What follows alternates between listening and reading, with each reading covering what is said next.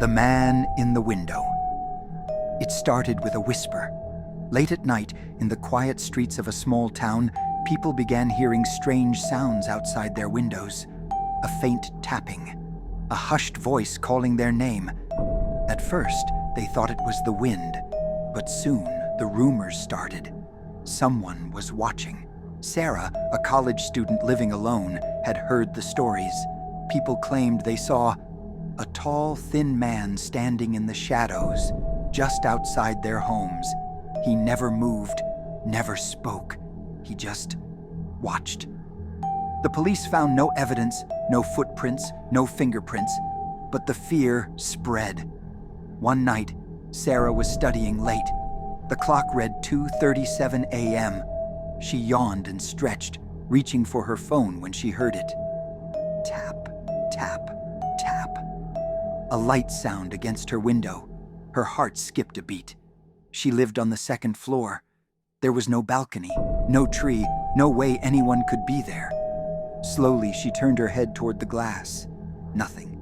The streetlights outside flickered, casting strange shadows across the empty street.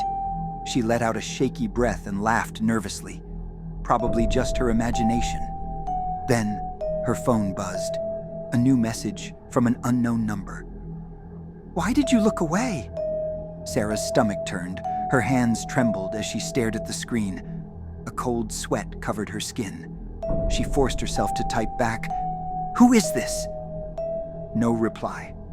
Minutes passed. She tried to convince herself it was a prank. Maybe one of her friends messing with her. But then, her phone buzzed again. Check again.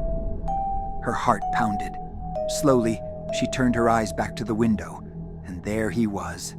A tall, pale figure with hollow eyes, standing inches from the glass.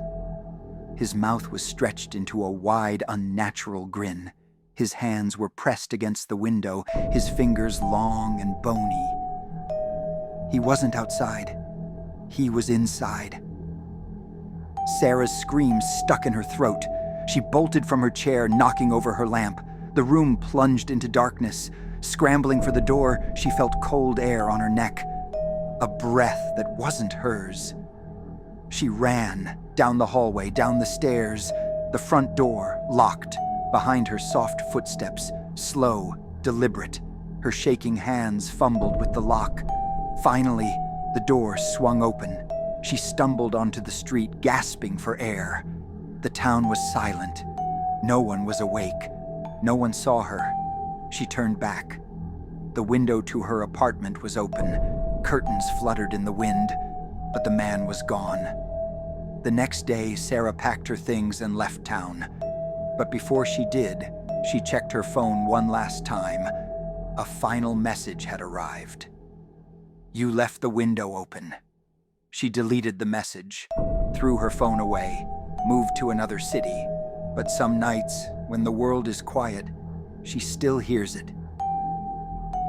Tap, tap, tap.